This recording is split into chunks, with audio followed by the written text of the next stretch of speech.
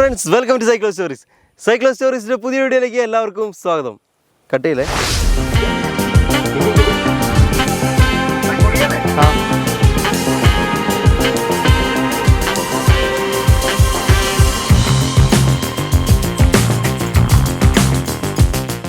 Guys, ഇത് നമ്മുടെ ബൊലേറോൻ്റെ രണ്ടാമത്തെ വീഡിയോ കേട്ടോ. അപ്പോൾ ആദ്യത്തെ വീഡിയോ കാണാത്തവർ അതൊന്ന് കാണാൻ മറക്കില്ലേ. അതുപോലെ തന്നെ നമ്മുടെ ചാനൽ സബ്സ്ക്രൈബ് ചെയ്യാത്തവർ ചാനൽ സബ്സ്ക്രൈബ് ചെയ്യാനും മറക്കണ്ട. കഴിഞ്ഞ വീഡിയോയിൽ നമ്മൾ പറഞ്ഞത് ഇൻറ്റീരിയറിൽ ആ സീറ്റിൻ്റെ മോഡിഫിക്കേഷൻസും പിന്നെ വണ്ടിയുടെ കുറച്ച് കാര്യങ്ങളൊക്കെയാണ്. ഇന്നത്തെ വീഡിയോയിൽ നമ്മൾ പറയാൻ പോകുന്നതും ഇൻറ്റീരിയറിൽ കുറച്ച് മോഡിഫിക്കേഷൻസാണ്. കുറച്ചധികം നല്ല നല്ല മോഡിഫിക്കേഷൻസും പിന്നെ ആ ഒരു പാച്ച് വർക്കും കാര്യങ്ങളൊക്കെ നമ്മൾ ഇന്നത്തെ വീഡിയോയിൽ പറയുന്നുണ്ട്. അപ്പോൾ ഇതിൻ്റെ കോസ്റ്റും കാര്യങ്ങളും പിന്നെ അധികം മോഡിഫിക്കേഷൻസും പിന്നെ വണ്ടിയുടെ കുറച്ച് കാര്യങ്ങളൊക്കെ നമ്മൾ ഈ വീഡിയോയിലും പറഞ്ഞു പോകുന്നുണ്ട്. നമ്മൾ ഫസ്റ്റ് തന്നെ ചെയ്യാൻ പോകുന്നത് പാച്ച് വർക്കും കുറച്ച് പെയിൻറ്റിങ് കാര്യങ്ങളൊക്കെയാണ്. അപ്പോൾ അതിന് നമ്മൾ വന്നത് അത്താണി അങ്കമാലി റോഡിലുള്ള BRS ഓട്ടോസിലാണ്. ബോഷിൻ്റെ സർവീസ് സെൻ്ററാണ്. അപ്പോൾ ഇവിടെയാണ് നമ്മൾ വന്നത്. അപ്പോൾ ഇവിടെ കൊടുത്തിട്ട് നമുക്ക് ആദ്യത്തെ ആ പാച്ച് വർക്കും കാര്യങ്ങളൊക്കെ ചെയ്യാം. ഫസ്റ്റ് തന്നെ നമ്മൾ പാച്ച് വർക്കിൻ്റെ റേറ്റാണ് ഇവിടെ ചോദിച്ചത്. അപ്പോൾ പാച്ച് വർക്കിൻ്റെ റേറ്റ് ചോദിച്ചപ്പോൾ അവർ പറഞ്ഞത് അത് മൊത്തം അഴിച്ച് നോക്കിയിട്ട് എന്തോരം പാച്ച് ഉണ്ടാവും എന്നുള്ള ഒരു എസ്റ്റിമേറ്റ് എടുത്തിട്ട് അതിൻ്റെ ഒരു എസ്റ്റിമേറ്റ് പറയാമെന്നാണ് പറഞ്ഞത്. അപ്പോൾ 2 ദിവസം ഏതാണ്ട് എടുത്തു അവരത് അഴിച്ച് നമുക്ക് മൊത്തം പറയാൻ വേണ്ടിയിട്ട്. അത് കഴിഞ്ഞിട്ട് ഞാൻ അവിടെ വന്ന് നോക്കി കഴിഞ്ഞപ്പോൾ അത്യാവശ്യം ഞാനൊരു പ്രതീക്ഷിച്ചത്രയുള്ള പ്രശ്നങ്ങളൊന്നും ഉണ്ടായിരുന്നില്ല. കാരണം ഇതിന് മുമ്പ് പാച്ച് വർക്കും കാര്യങ്ങളൊക്കെ ചെയ്തിട്ടുണ്ട്. എങ്കിലും എന്താ പറയുക, ഒന്നുകൂടി തട്ടി ആ കുറേ അധികം ആ തുരുമ്പ് പിടിച്ച സാധനങ്ങളൊക്കെ ഉണ്ടല്ലോ. ബോലേറോട് പിന്നെ തുരുമ്പ് പറഞ്ഞിട്ടുള്ളതാണ്. ഞാൻ കഴിഞ്ഞ വീഡിയോയിൽ പറഞ്ഞിട്ടുണ്ട്. പാച്ച് വർക്കാണ് ഇതിൻ്റെ മെയിൻ പ്രശ്നം എന്ന് പറയുന്നത്. അപ്പോൾ ഞാൻ ഒരുപാട് പ്രതീക്ഷിച്ചു അത്രയും ഉണ്ടായിരുന്നില്ല. അപ്പോൾ അവർ പറഞ്ഞത് ഇങ്ങനെ ശരിക്കും അടിച്ചു നോക്കി കഴിയുമ്പോൾ പൊട്ടിപ്പോകുന്ന സ്ഥലത്തൊക്കെ പാച്ച് വർക്ക് ചെയ്യാമെന്നുള്ള രീതിയിലാണ് പറഞ്ഞത്. ഏകദേശം ഒരു 20,000 രൂപയോളം പാച്ച് വർക്കിന് മാത്രം വരുന്നതാണ് എൻ്റെ അടുത്ത് പറഞ്ഞത്. അടിപൊളി. ഞാനൊട്ടും പ്രതീക്ഷിച്ചില്ലടാ അത്ര ഒരു എമൗണ്ട്. കുഴപ്പമില്ല, എന്തായാലും ഇത്രയൊക്കെ അഴിച്ചു. അപ്പോൾ എന്തായാലും നല്ല രീതിയിൽ തന്നെ പാച്ച് വർക്കും കാര്യങ്ങളൊക്കെ ചെയ്തിട്ട് പോകാമെന്ന് വിചാരിച്ചു. അപ്പോൾ ഏകദേശം ഒരു 10 ദിവസമാണ് എൻ്റെ അടുത്ത് എസ്റ്റിമേറ്റ് പറഞ്ഞത്. ഓക്കെ, 10-20 ദിവസമൊക്കെ എടുക്കും എന്നുള്ള രീതിയിലാണ് എടുത്തത്. പക്ഷേ ഞാനൊരു മാസം കഴിഞ്ഞിട്ട് അവിടെ ചെന്നിട്ട് ഒരു രീതിയിലുള്ള പ്രോഗ്രസ് അവിടെ കണ്ടില്ല. ഞാൻ വിളിച്ച് ചോദിക്കുമ്പോൾ ഓക്കെ നാളെ അത് ചെയ്യാണ് ഇത് ചെയ്യാമെന്നൊക്കെ പറഞ്ഞു. പിന്നെ ആദ്യത്തെ മെക്കാനിക്കൽ വർക്ക് എന്നുള്ള രീതിയിൽ നമ്മൾ പ്രത്യേകിച്ച് വലിയ കാര്യങ്ങളൊന്നും പറഞ്ഞിട്ടുണ്ടായിരുന്നില്ല. ആ ബാക്കിലെ വൈപ്പറും കാര്യങ്ങളൊക്കെ പറഞ്ഞിട്ടുണ്ടായിരുന്നു. പക്ഷേ അത് ഓക്കെ ആക്കിയാണ് പറഞ്ഞിട്ടുണ്ടായിരുന്നത്. പക്ഷേ അത് ഞാൻ പിന്നീട് പറയാം. അപ്പോൾ എന്തായാലും പാച്ച് വർക്ക് ഞാൻ വന്ന് നോക്കിയപ്പോൾ വലിയ പ്രോഗ്രസ് ഒന്നുമില്ല. അപ്പോൾ ഞാൻ പറഞ്ഞു എന്തുകൊണ്ടാണെന്ന് ചോദിച്ചപ്പോൾ എൻ്റെ അടുത്ത് പറഞ്ഞത് വേറെ വണ്ടികളും കാര്യങ്ങളൊക്കെ വന്നു കഴിഞ്ഞപ്പോൾ അത് അങ്ങോട്ടും ഇങ്ങോട്ടൊക്കെ ഡിലേ ആയിപ്പോയി എന്നുള്ള രീതിയിലാണ്. അപ്പോൾ ഞാൻ പറഞ്ഞു ഞാനും പൈസ കൊടുത്തിട്ടുള്ള ഈ സംഭവം ചെയ്യണേ. അപ്പോൾ നമ്മുടെ അടുത്ത് ഒരു എസ്റ്റിമേറ്റ് പറഞ്ഞിട്ട് നമ്മളത് എക്സ്പെക്റ്റ് ചെയ്തിട്ട് ഞാൻ പറഞ്ഞ ഡേറ്റിൽ പോലും വിളിച്ച് ശല്യം ചെയ്തൊന്നുമില്ല. അത് കഴിഞ്ഞിട്ടുള്ളൊരു കുറച്ച് ദിവസം കഴിഞ്ഞിട്ടാണ് ഞാൻ വന്ന് നോക്കണേ. അപ്പോൾ എൻ്റെ വണ്ടിയുടെ അവസ്ഥ ആദ്യം എങ്ങനെ വെച്ചോ അതുപോലെ തന്നെ കിടക്കേണ്ടി. പിന്നെ ജസ്റ്റ് വർക്ക് സ്റ്റാർട്ട് ചെയ്ത് കാണിക്കാൻ വേണ്ടി ഇതേ ഒരു സ്ഥലത്ത് മാത്രം വെറുതെ ഒരു സംഭവം ഇങ്ങനെ ചെയ്ത് വെച്ചിട്ടുണ്ടായിരുന്നു. സംഭവം ഞാൻ പറഞ്ഞു, കാരണം നമ്മുടെ അടുത്തൊരു എന്ത് പറഞ്ഞു. അപ്പോൾ അതിൻ്റെ ഇടയ്ക്ക് വേറെ വർക്കുകൾ വരുമ്പോൾ അത് ചെയ്യാമെന്ന് പറയുന്നത് നമ്മുടെ ഇവിടെ ചെയ്യുന്ന ഒരു കാര്യമല്ലല്ലോ. കാരണം നമ്മുടെ അടുത്തൊരു എസ്റ്റിമേറ്റ് പറഞ്ഞ് നമ്മളും അത്രയും പൈസ കൊടുത്ത് കാര്യങ്ങൾ ചെയ്യുമ്പോൾ അത് ചെയ്യേണ്ടതെന്നൊക്കെ പറഞ്ഞു കഴിഞ്ഞപ്പോൾ അവർ ഇനി സ്പീഡാക്കാമെന്ന് പറഞ്ഞു. നമുക്ക് അതിനുവേണ്ടി ഡെഡിക്കേറ്റഡായിട്ട് വേറെ ആളാക്കിയിട്ട് സംഭവം കുറച്ചുകൂടി സ്പീഡപ്പാക്കി ചെയ്തു.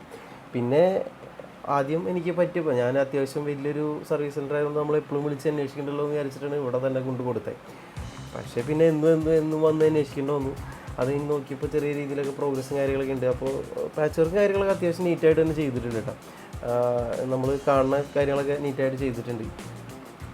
പക്ഷേ ലാസ്റ്റ് വന്നു കഴിഞ്ഞപ്പോൾ എനിക്ക് തോന്നുന്നത് പാച്ച് വർക്ക് ഞാനൊരു പ്രതീക്ഷിച്ചില്ല. 20,000 രൂപ എന്ന് അവർ എസ്റ്റിമേറ്റ് പറഞ്ഞ രീതിയിൽ നല്ല രീതിയിൽ കൊട്ടി ഫുള്ളായിട്ട് ചെയ്യുമെന്നാണ് പറഞ്ഞത്. ആ എഡ്ജസ്റ്റും കാര്യങ്ങളൊക്കെ ഞാൻ എക്സ്പെക്റ്റ് ചെയ്തതിനൊക്കെ നല്ല അടിപൊളിയായിട്ട് ചെയ്തിട്ടുണ്ട്.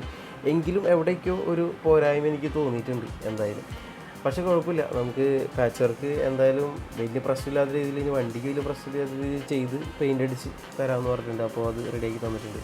പിന്നെ നമ്മൾ മെയിനായിട്ട് പറഞ്ഞത് ഉള്ളിൽ ബ്ലാക്ക് അടിക്കാനുണ്ട്. കാരണം നമ്മൾ ഇൻറ്റീരിയറും കാര്യങ്ങളൊക്കെ ബ്ലാക്ക് ആക്കിയതുകൊണ്ട് ആ ഒരു പെയിൻറ്റിൻ്റെ പോർഷൻസ് മാത്രം ബ്ലാക്ക് അല്ലാത്തതുകൊണ്ട് ചെറിയ പ്രശ്നം എനിക്ക് തോന്നി.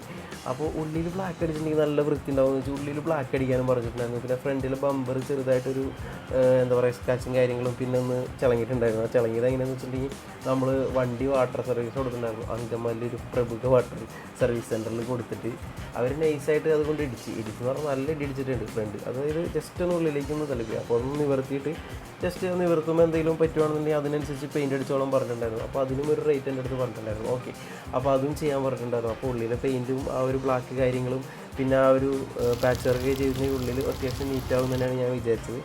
അപ്പോൾ ഒരുപാട് നാൾ പിന്നാലെ നടന്ന് എനിക്ക് അവസാനം വണ്ടി അവർ തന്നു. അതിൻ്റെ റേറ്റും ബില്ലും ഞാൻ ഇപ്പോൾ കാണിച്ചേക്കാം. ഞാനും ഞെട്ടി, ഇനി നിങ്ങളും ഞെട്ടുമെന്ന് എനിക്കറിയില്ല. സംഭവം എല്ലാം കൂടി ടോട്ടൽ 39,426 ഇൻക്ലൂഡിങ് GST ഇട്ടാണ്. സംഭവം എൻഡിങ്ങും ലേബർ ചാർജസും കാര്യങ്ങളൊക്കെ വന്നത് 18,000 രൂപ, പെയിൻറ്റിങ് ചാർജസ് 8,000 രൂപ എന്ന് പറയുന്നത്. ഏറ്റവും കൂടുതൽ എമൗണ്ട് എന്ന കാര്യങ്ങൾ മാത്രം പറയാം. പിന്നെ ഞാൻ ഇത് മാറ്റിയിട്ടുണ്ട്, ലൈറ്റ് മാറ്റിയിട്ടുണ്ട്, ടൈൽ ലാമ്പ് മാറ്റിയിട്ടുണ്ട്, ബാക്കിലെ ലെഫ്റ്റും റൈറ്റും മാറ്റിയിട്ടുണ്ട്. അതിന് 1000 സംതിങ് വെച്ച് വന്നിട്ടുണ്ട്. അങ്ങനെയൊക്കെ കാര്യങ്ങൾ വന്നിട്ടുണ്ട്. അതുപോലെ തന്നെ 1100 ഒരു ഗാർണിഷിങ് മൗൾഡിങ്, അതായത് നമ്മുടെ വിൻഡോസിൻ്റെയൊക്കെ ആ ഗ്ലാസിൻ്റെ അവിടെയുള്ള ആ ഒരു ഇതില്ലേ, അത് ആ ഒരു ബീഡിങ് അതിന് അത്ര വന്നിട്ടുണ്ട്. അപ്പോൾ ശരിക്കും പറഞ്ഞിട്ടുണ്ടെങ്കിൽ പെയിൻറ്റിങ് ചാർജസും അതുപോലെ തന്നെ ഡെൻറ്റിങ്ങിന് നല്ല എമൗണ്ട് വന്നത്. അപ്പോൾ പെയിൻറ്റിങ് എന്ന് പറഞ്ഞാൽ ഫ്രണ്ടിലെ ആ ഒരു ബമ്പർ മാത്രം, അതുപോലെ തന്നെ ഉള്ളിൽ ആ കുറച്ച് ഏരിയ ബ്ലാക്ക് അടിച്ചിട്ടുണ്ട്. പിന്നെ ഏകദേശം ഡിസ്കൗണ്ട് കാര്യങ്ങളൊക്കെ കഴിഞ്ഞ് 35,000 രൂപയുടെ അടുത്ത് എനിക്ക് കൊടുക്കേണ്ടി വന്നു. ശരിക്കും പറഞ്ഞാൽ GST കുറഞ്ഞു, അത്ര തന്നെ. പൈസ കുറച്ചായാലും ആ വർക്കിൻ്റെ ക്വാളിറ്റി ഒക്കെ നല്ല അടിപൊളിയാണെന്നുണ്ടെങ്കിൽ നമ്മൾ നല്ല ഹാപ്പി ആവുമല്ലോ. പക്ഷേ സംഭവം രാത്രി ഒരു കുറേ നേരം ഇരുന്നിട്ട് വണ്ടി വാങ്ങിച്ചുകൊണ്ട് പോയെങ്കിലും ഉണ്ടല്ല, വണ്ടിയുടെ ആ ഒരു പെയിൻറ്റിങ് കാര്യങ്ങളൊക്കെ കണ്ടിട്ട് ഞാൻ തകർന്നു പോയി എന്ന് പറയാം. കണ്ടവരെല്ലാവരും തന്നെ പറയുകയും ചെയ്തു. ആ ഒരു എന്താ പറയുക, കറക്റ്റായിട്ട് ഇവർ ഊരിയിട്ടൊന്നും നല്ല അടിച്ചത്. ഞാൻ ആ വീഡിയോയിൽ തന്നെ കാണിച്ചില്ല, അവർ വെറുതെ ഒരു മാസ്കിങ് കാര്യങ്ങളൊക്കെ ചെയ്ത് വെറുതെ ഇങ്ങനെ അവിടെ ഒക്കെ തെറിച്ചിട്ടുണ്ട് പെയിൻറ്റ് കാര്യങ്ങൾ. അതുപോലെ തന്നെ ഉള്ളിൽ നിറയെ പൊടി ഇങ്ങനെ പിടിച്ചിരിക്കുക. അതൊന്ന് ജസ്റ്റ് പെയിൻ്റ് അടിച്ച് കഴിയുമ്പോൾ തന്നെ അതൊന്ന് ചെറിയ രീതിയിൽ പോളിഷ് ചെയ്യുക, അല്ലെങ്കിൽ ഒന്ന് ക്ലിയർ ചെയ്ത് തരാം. നമ്മൾ അത്ര എക്സ്പെക്റ്റ് ചെയ്യുന്നുണ്ട്, കാരണം അത്ര എമൗണ്ട് അതിൻ്റെ ഉള്ളിലായിട്ടുണ്ട്. ഇത്രയും കുറച്ച് ഏരിയ മാത്രം പെയിൻ്റ് അടിച്ചതിന്. അപ്പോൾ നമ്മൾ ഇത്രയും നല്ലൊരു കടയാകുമ്പോൾ നല്ല രീതിയിൽ തന്നെ എക്സ്പെക്റ്റ് ചെയ്തു. പക്ഷേ അതിൻ്റെ ഒരു ഞാൻ എക്സ്പെക്റ്റ് ചെയ്യേണ്ടത് 100-ൽ 10% എനിക്കിവിടെ കിട്ടിയിട്ടുള്ളൂ. പിന്നെ ആ ഉള്ളിലെ പാച്ച് വർക്കും കാര്യങ്ങൾക്ക് ശേഷം അടിയിലിട്ടിരുന്ന ആ ഒരു ഇതില്ലേ, നമ്മൾ കഴിഞ്ഞ വീഡിയോയിൽ കണ്ടില്ലേ, ആ താഴെയിട്ടിരുന്ന ആ ഒരു വിനൈൽ ഫ്ലോറിങ്, അതെങ്ങനെയാണെന്ന് നിങ്ങൾക്ക് ആ വീഡിയോ കണ്ടാൽ അറിയാം. എനിക്ക് ഫുള്ള് കൊളാക്കി കീറി അത് വെച്ചേക്കണതും ഒരു മെനയില്ലാത്ത രീതിയിലാണ് എനിക്ക് കിട്ടിയത്. പിന്നെ ഞാൻ കുറേ തവണ കടയിൽ പോയി നടക്കണ്ടോന്ന് ഇങ്ങനത്തെ കാര്യങ്ങൾക്ക്. ശരിക്കും പറഞ്ഞിട്ട് കുറച്ച് കാര്യങ്ങളൊക്കെ നമ്മൾ വർക്ക്ഷോപ്പിൽ നിന്ന് കുറച്ചധികം വർക്ക് ചെയ്ത് വന്നിട്ടുണ്ടെങ്കിൽ ഇങ്ങനെ മിസ്സിങ് കാര്യങ്ങളൊക്കെ ഉണ്ടാവും. ചെറിയ കാര്യങ്ങൾ അങ്ങനെ മിസ്സിങ് ഉണ്ടാവും. ഞാൻ എല്ലായിടത്തും പറയുന്നില്ല. പക്ഷേ പെയിൻറ്റിങ്ങിൻ്റെ കാര്യം പറയുകയാണെന്നുണ്ടെങ്കിൽ നല്ല ബോറായിരുന്നു. കാരണം നമുക്ക് തരുമാ നീറ്റായിട്ട് തരാമെന്നുള്ള മൈൻഡ് അവർ ചെയ്തിട്ടില്ല. പിന്നെ ആ ഒരു ഫ്രണ്ടിലെ ബമ്പറൊന്ന് പെയിൻറ്റിങ് കാര്യങ്ങൾ ചെയ്തു എന്ന് പറയില്ലേ, പക്ഷെ അവർ ആ നിവർത്തിയതൊന്നും കറക്റ്റല്ല. അത് കറക്റ്റ് പുറത്തേക്ക് വരുന്നല്ലോ, ഉള്ളിലേക്ക് കുറച്ച് തള്ളി നിന്നായിരുന്നു അതിൻ്റെ പ്രശ്നം. അപ്പോൾ അതൊന്ന് നേരെ കുറച്ച് വലിച്ച് ഫ്രണ്ടിലേക്ക് ആക്കാനാണ് പറഞ്ഞത്. അതുപോലും കറക്റ്റായിട്ട് ചെയ്തിട്ടുണ്ടാവില്ല. പിന്നെ ഞാൻ ആദ്യം പറഞ്ഞില്ലേ, വൈപ്പറിൻ്റെ ബാക്കിലെ ഇത് ചെയ്യാനാണ് മെക്കാനിക്കലി പറഞ്ഞ കുറച്ച് ഇഷ്യൂസിൽ ഒരു കാര്യം, കുറച്ചല്ല അത് വേറെ ഇഷ്യൂസൊന്നും വലിയ കാര്യമായിട്ട് ഉണ്ടായിരുന്നില്ല. അപ്പോൾ അത് ചെയ്ത് കഴിഞ്ഞിട്ടാണ് പെയിൻറ്റും പാച്ച് വർക്ക് ചെയ്യണമെന്നാണ് എൻ്റെ അടുത്ത് പറഞ്ഞത്. അവസാനം ഇതെല്ലാം ചെയ്ത് കഴിഞ്ഞപ്പോൾ അത് നോക്കിയിട്ടുണ്ടായിരുന്നില്ല. അത് ഞാൻ പിന്നെ പറഞ്ഞാണ് ചെയ്യിപ്പിച്ചത്. പിന്നെ ബാക്കിലെ ടൈൽ ലൈറ്റൊക്കെ അതിന് ശേഷം പറഞ്ഞ് ചെയ്യിപ്പിച്ചതാണ്. പിന്നെ അതൊന്നും കുഴപ്പമുണ്ടായില്ല, മെക്കാനിക്കൽ വർക്ക് കുഴപ്പമില്ല. പിന്നെ അവിടുത്തെ സൂപ്പർവൈസർ വലിയ കുഴപ്പമുണ്ടായിരുന്നില്ല. ആൾ അത്യാവശ്യം നല്ല ഇതാണ്, എന്ത് പ്രശ്നം ഉണ്ടെങ്കിലും വന്നോളം പറഞ്ഞു. ഞാൻ വന്നപ്പോഴേക്ക് എനിക്ക് നല്ല രീതിയിൽ പെട്ടെന്ന് റെഡിയാക്കി തന്നിട്ടുണ്ട്. കാരണം കുറച്ച് ലീക്കും കാര്യങ്ങളൊക്കെ വന്നായിരുന്നു. അപ്പോൾ അതൊക്കെ അവർ സെറ്റാക്കി തന്നിട്ടുണ്ടായിരുന്നു. പിന്നെ നമ്മുടെ വണ്ടി അടിപൊളിയാക്കാൻ നമ്മൾ പോയത് അങ്കമാലിലുള്ള കാർ ബ്യൂട്ടി ഷോപ്പിലാണ്. അങ്കമാലിയിൽ നിന്ന് കാലടിക്ക് പോകുമ്പോൾ LF ഹോസ്പിറ്റലിൽ കഴിഞ്ഞ് ലെഫ്റ്റ് സൈഡിലുള്ള ആ ഒരു കാർ ബ്യൂട്ടി ഷോപ്പ്. നമ്മുടെ ബീറ്റുണ്ടായിപ്പ് തുടങ്ങി ഞാൻ ഇവിടുത്തെ വർക്കിൽ നല്ല സാറ്റിസ്ഫൈഡ് ആണ്. അതുകൊണ്ട് തന്നെയാണ് ഇവിടെ പോയത്. ഇവിടുത്തെ വർക്കൊക്കെ അത്യാവശ്യം നല്ല ക്വാളിറ്റിയിൽ തന്നെ ഇവർ ചെയ്തു തരാറുണ്ട്. നമുക്ക് ഇവിടുന്ന് ആൻഡ്രോയിഡ് സിസ്റ്റം സെറ്റ് ചെയ്യാൻ പറ്റി. അതുപോലെ തന്നെ സ്പീക്കറുകളൊക്കെ ഒന്ന് ചേഞ്ച് ചെയ്തു. പിന്നെ ഫ്രണ്ടിലെ ഗ്രിൽ ലൈറ്റും കാര്യങ്ങളൊക്കെ പിടിപ്പിച്ചു കേട്ടോ.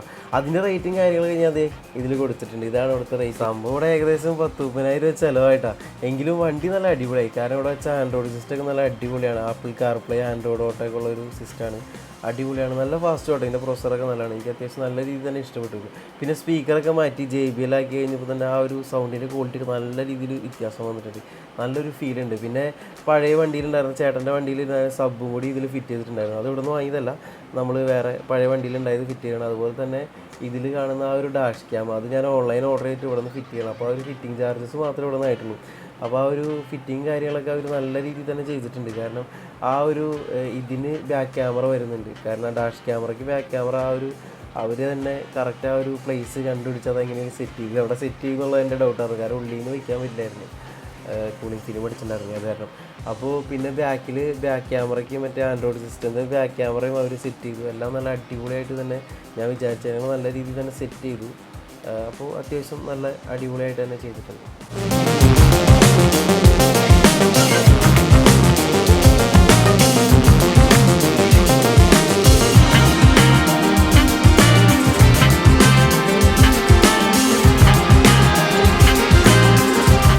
പിന്നെ റെഡ് ടൈഗറിൻ്റെ ഡാഷ് ക്യാമാണ് ഞാൻ വാങ്ങിച്ചത്. 4K ആണ് ഫ്രണ്ട്, ബാക്കിൽ HD ആണ്. അത്യാവശ്യം നല്ലൊരു സെറ്റപ്പ് സംഭവമായിട്ട് ഇത് നമുക്ക് മിററിൽ വയ്ക്കാൻ പറ്റുന്ന ആ ഒരു മിററിൻ്റെ ഏരിയയിൽ വയ്ക്കാൻ പറ്റുന്ന ടൈപ്പ് ഡാഷ് ക്യാമാണ്. അതുപോലെ തന്നെ ഇതിൻ്റെ ആ ഒരു ഫങ്ഷൻസും കാര്യങ്ങളൊക്കെ അടിപൊളിയാണ്. കാരണം നമുക്ക് ഫ്രണ്ടും ബാക്കും ഒരുമിച്ച് കാണണമെങ്കിൽ കാണാം.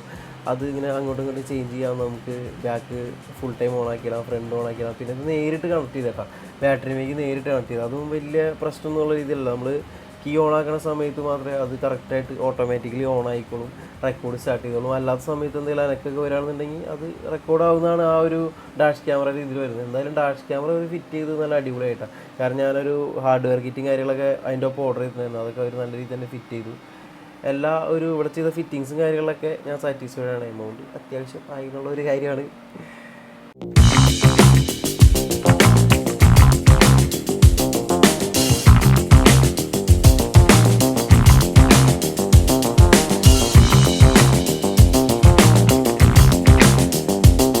പിന്നെ നമ്മൾ ആലുവയിലുള്ള 3M പോയിട്ട് അണ്ടർബോഡി കോട്ടിങ്ങും സൈലൻസർ കോട്ടിങ്ങും ചെയ്തു. 5100 രൂപയായി. ഇവർ പറഞ്ഞ ടൈമിൽ നമുക്ക് വണ്ടി തന്നിട്ടാണ്. പാച്ച് വർക്കൊക്കെ ചെയ്തപ്പോൾ കൊളാക്കി അടിയിലെ വിനൈൽ ഫ്ലോറിങ് നമ്മൾ വീണ്ടും ചെയ്തു കേട്ടോ. എടപ്പള്ളി തന്നെയാണ് ചെയ്തത്. കഴിഞ്ഞ തവണത്തെ വീഡിയോയിൽ പറഞ്ഞ സെയിം സ്ഥലത്ത് തന്നെ 4700 കൊടുത്ത് വീണ്ടും നമ്മളത് ചെയ്യേണ്ടി വന്നു.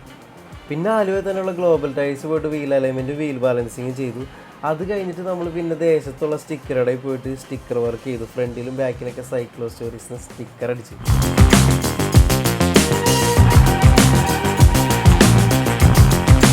പിന്നെ അങ്കമാലിലുള്ള താക്കോൽ കടയിൽ പോയി നമ്മുടെ താക്കോലൊന്ന് സ്മാർട്ടാക്കിയിട്ടാണ്, അല്ല ആക്കിയിട്ടില്ല കീയാക്കി. അതിന് ഏകദേശം 2500 രൂപകളായിട്ടാണ്. പിന്നെ AC ചെറിയ പണി കൂടി നമ്മൾ ചെയ്തു കേട്ടോ. AC കുറച്ച് കൂളിങ് കുറവുണ്ടായിരുന്നു. പിന്നെ ഉള്ളിലേക്ക് വെള്ളം വീഴുന്നുണ്ടായിരുന്നു അവിടുത്തെ വർക്കും കാര്യങ്ങളൊക്കെ കഴിഞ്ഞ് കഴിഞ്ഞപ്പോൾ.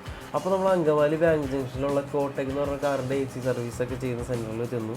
അവിടെ ചെന്ന് കഴിഞ്ഞപ്പോൾ എനിക്ക് കുറച്ച് തിരക്കുണ്ടെന്ന് പറഞ്ഞാൽ അവിടെ അടുത്ത ദിവസം രാവിലെ തന്നെ കൊണ്ടുവന്നു. അന്ന് വൈകുന്നേരം തന്നെ വണ്ടി തരാമെന്ന് പറഞ്ഞിട്ടാണ്. അവർ ചെക്ക് ചെയ്ത് നോക്കി കഴിഞ്ഞപ്പോൾ ഒരു പൈപ്പ് കറക്റ്റായിട്ട് ഫിറ്റ് ചെയ്തിട്ടുണ്ടായിരുന്നില്ല. അതുകൊണ്ടാണ് കൂടുതൽ വെള്ളം വന്നത്. അല്ലാതെ പിന്നെ നല്ല രീതിയിൽ ഫിൽറ്ററും കാര്യങ്ങളൊക്കെ ക്ലീൻ ചെയ്യേണ്ടി വന്നു. അപ്പോൾ അതിൻ്റെയൊക്കെ വീഡിയോസ്, നമ്മൾ ആ വർക്ക് ചെയ്യുന്ന വീഡിയോസ് അവർ കറക്റ്റായിട്ട് നമുക്ക് എടുത്ത് വാട്സാപ്പൊക്കെ അയച്ചു തരും കേട്ടോ. അതെനിക്ക് ഭയങ്കര നല്ല ഇതായിട്ട് തോന്നുന്നു. നമ്മൾ അങ്ങോട്ട് പറയുന്നു വേണ്ട, അവർ കറക്റ്റായിട്ട് നമുക്ക് ഇങ്ങോട്ട് വീഡിയോസ് അയച്ചു തരും. നമ്മുടെ ഇത് എങ്ങനെയായിരുന്നു, ആദ്യം എങ്ങനെയായിരുന്നു, ക്ലീൻ ചെയ്ത് കഴിഞ്ഞിട്ട് എങ്ങനെയായിരുന്നു എന്നൊക്കെ ഉള്ളത്. അത് കഴിഞ്ഞിട്ട് പോയി വണ്ടി എടുത്ത് AC ഓണാക്കി കഴിഞ്ഞപ്പോൾ എനിക്ക് ആ ഒരു ഫീല് നന്നായിട്ട് കിട്ടി. നല്ല വ്യത്യാസമുണ്ട്. ആദ്യം AC ഭയങ്കര കുറവായിരുന്നു. ഞാൻ 2 ഫാനൊക്കെ വെച്ചിട്ട് അത്യാവശ്യം തണുപ്പൊക്കെ കിട്ടി തുടങ്ങി. അന്ന് തണുപ്പ് എന്ന് പറയാൻ പറ്റില്ല, കാറ്റ് മാത്രം ഉണ്ടായിരുന്നു. ഇപ്പോൾ അത്യാവശ്യം നല്ല രീതിയിൽ തണുപ്പായി.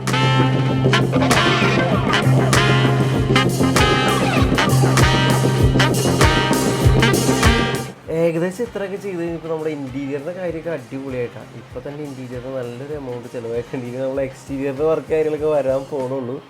അതിൻ്റെ വീഡിയോസ് നമ്മൾ ഇനി അടുത്തടുത്തായിട്ട് ഇടുന്നതായിരിക്കും. കാരണം അത് പയ്യെ നമുക്ക് ചെയ്യാൻ പറ്റും, ഒറ്റയടിക്ക് ചെയ്യാൻ പറ്റില്ല, അതിനുള്ള ബഡ്ജറ്റ് ഇല്ല. അതുകൊണ്ടാണ്. അപ്പോൾ ഇന്നത്തെ ഒരു വീഡിയോ നിങ്ങൾക്ക് എല്ലാവർക്കും ഇഷ്ടപ്പെടുന്നതായിരിക്കും. ഇന്നത്തെ വീഡിയോ നിങ്ങൾക്ക് ഇഷ്ടപ്പെടുകയാണെങ്കിൽ ലൈക്ക് ചെയ്യുക, ഇഷ്ടപ്പെട്ടില്ലെങ്കിൽ ഡിസ്ലൈക്ക് ചെയ്യുക. നിങ്ങളുടെ അഭിപ്രായങ്ങളും നിർദ്ദേശങ്ങളും എല്ലാ വീഡിയോയും താഴെ കമൻറ്റ് ചെയ്യുക. പിന്നെ നമ്മുടെ ചാനൽ ആരെങ്കിലും സബ്സ്ക്രൈബ് ചെയ്യാൻ മറക്കരുത്. ഈ നല്ല കിടിലൻ വീഡിയോ ആയിട്ട് നമ്മൾ വീണ്ടും വരുന്നതായിരിക്കും. അപ്പോൾ ഇനി നല്ലൊരു വീഡിയോ ആയിട്ട് തന്നെ എല്ലാവർക്കും ബൈ ബൈ.